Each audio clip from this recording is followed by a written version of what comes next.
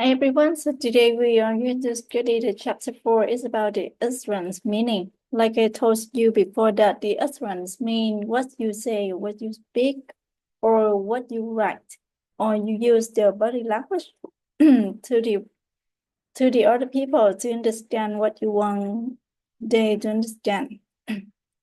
And in the chapter 4, we study the two main points. The first one, the presupposition, and the second one is the conversational implicators. And now we come to the first part.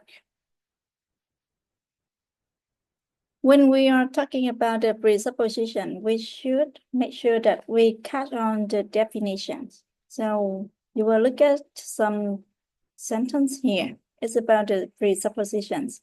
The presupposition does mean what a speaker or the writer assumes that the receivers or the hearers receive the message already knows. For example,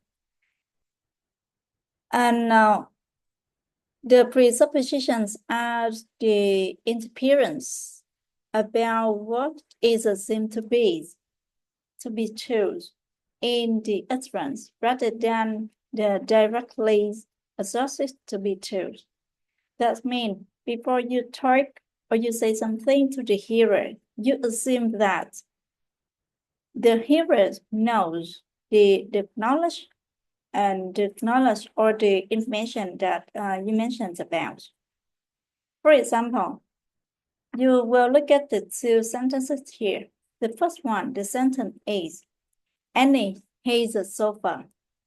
Is a direct way assures that Annie has a sofa.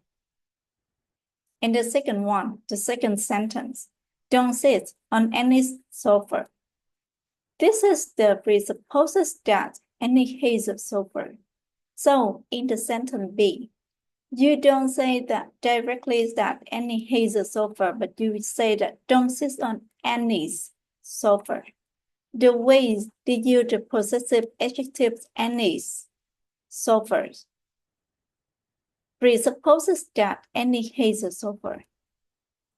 And the speaker often makes the implicit assumptions about the real word or the sense of an utterance. Maybe depends on those assumptions, which some linguists term presupposition. Moreover, the presupposition can be used to communicate information indirectly. I mean, the presupposition usually used to talk about the information that the hearer or the receiver already know the message. Now we come to some characteristics of the presupposition. The first one, the presupposition of an utterance remains the same under the negation.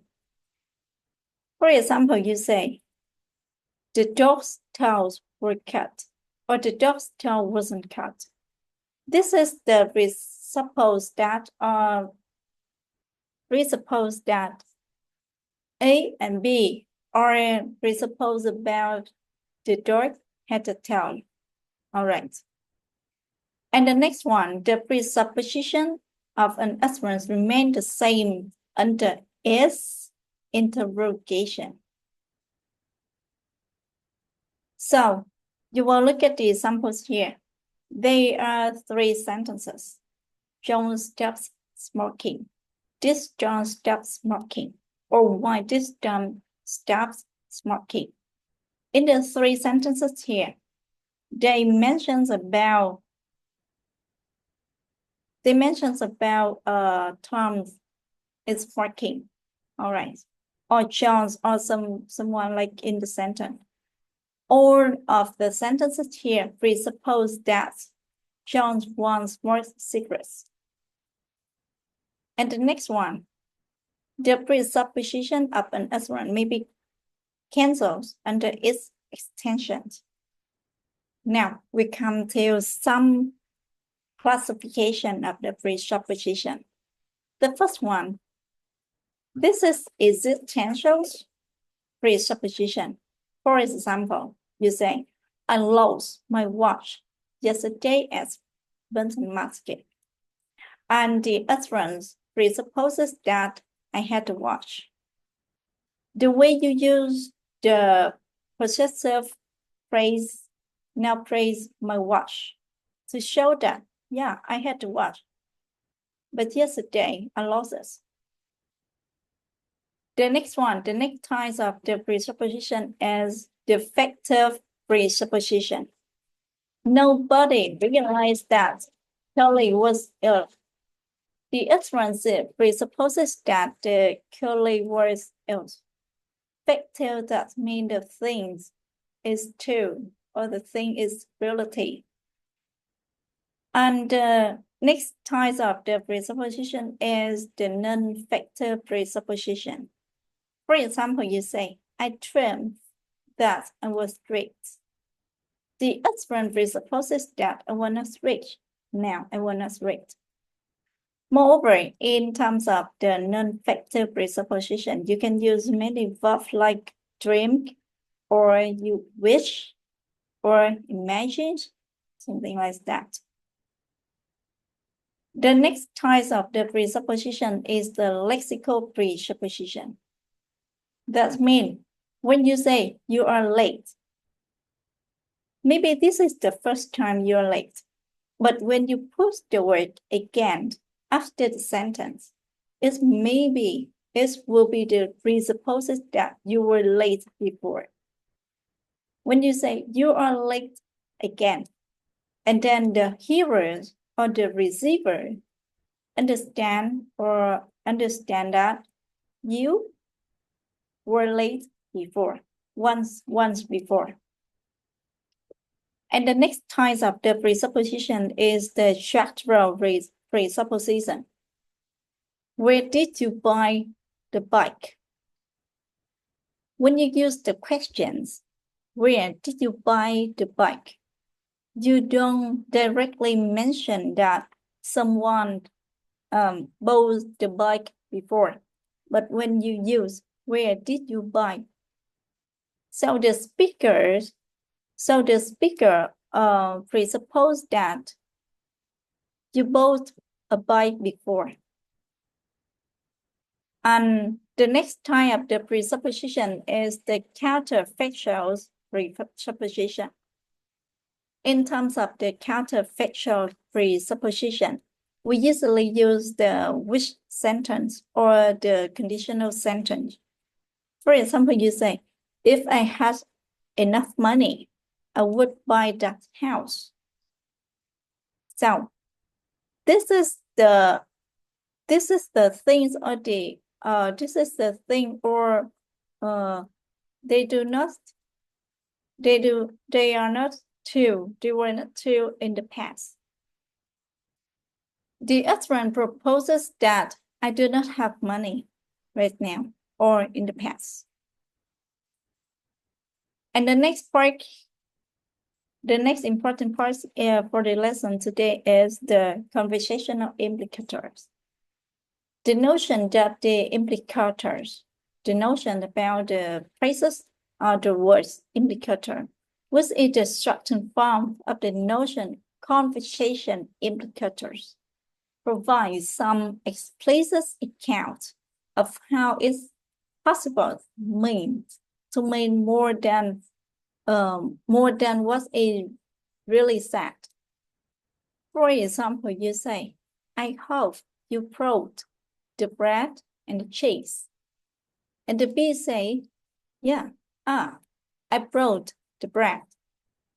So in the bee utterance, it maybe implicates that bee did not bring the cheese. In terms of the conversational implicators, if you want to understand what bee utterance say, you must pass on the context. And the next part here is about the definition of the conversational implicators. The conversational implicator promises that to bridge the gap between what is the literal said and what is conveyed. Now you will look at the examples here. The speaker A say coffee, and the B say this would keep me awake all night. In terms of the utterance of the B speaker, you may have the indicators that B would rather not drink coffee. Here are some characteristics of the conversational implicators. The implicators are interference cannot be made in isolated utterance. I mean that you must depend on the context, or we must depend on the shared knowledge between the speaker and the hearer to understand what they talk about, to understand what they mention about. The conversational implicators can be suspended or denied. Now we will look at the conclusions here. The conversational implicators are the conclusions drawn from the utterances on the particular occasions, and not from the isolated sentences. Because you can say that the conversation does mean you have the speaker and you have the hearer. We cannot understand the sentence. We cannot understand of someone speak if there's an isolated sentence, and if the speaker or hearer don't share the same knowledge. This is the reason why I told you that the conversational implicators must be depends on the context. And now, related to the conversational implicator, we have the criteria. In terms of the criteria, there are 4 basic maxims. The first one, quality, quantity, relevance, or manners. But in this lesson, we discover the three main maxims: quality, quantity, or relevance. The maxim of quality, try to make your contribution that is true. Do not say what you believe to be false. That means you provide the information, the true or the right information to the hearer. The second one is the maxims of quantity. Quantity does mean you tell the hearer just what he needs to know, no more or no less. The maxims of relevance make your contribution relevant. That means you keep the topic of the conversation. The maxims of manner is the perspicacious or specific. That means you must use some sentences or some way, maybe clearer. All right. Now we come to some types of the conversational implicators based on the criteria. The first one, implicator, derives from the observation of the conversational maxims. We have the maxim of relevance. The second one, you can look at the examples here. The A say, "Can you tell me the time?" And the B say, "Well, the mailman has come." In this terms of example, we can implicate that B doesn't know exact the time of the present moment, but B mentions about the milkman. Maybe the milkman A and B both know the time that milkman come. All right. And now we come to the second type of the conversation implicator. We have violations of the conversational maxims. The first one, the maxim of quantity. For example, mother say, "Have you finished your homework?" And you put the books away. And the son say, "I have finished my homework." In this example, we can implicate that the son has not put his books away, or the books have not been away yet. And the maxims of the quality, we will look at the example here. John hates to PDH. But B say, John hates to PDH, but I don't believe him. He hates. So we have the implicator of this citation as A should be suspicious of the two values of John tells PDH. And we will look at the example of the maximum of relevance. The A say, where's Bill? And B say, there's a yellow VW outside Show's house. This is this sentence, B's utterance implicates that if Bill has a yellow VW, he's now in Show's house. All right, so that's about the lesson today. Thanks for your watching.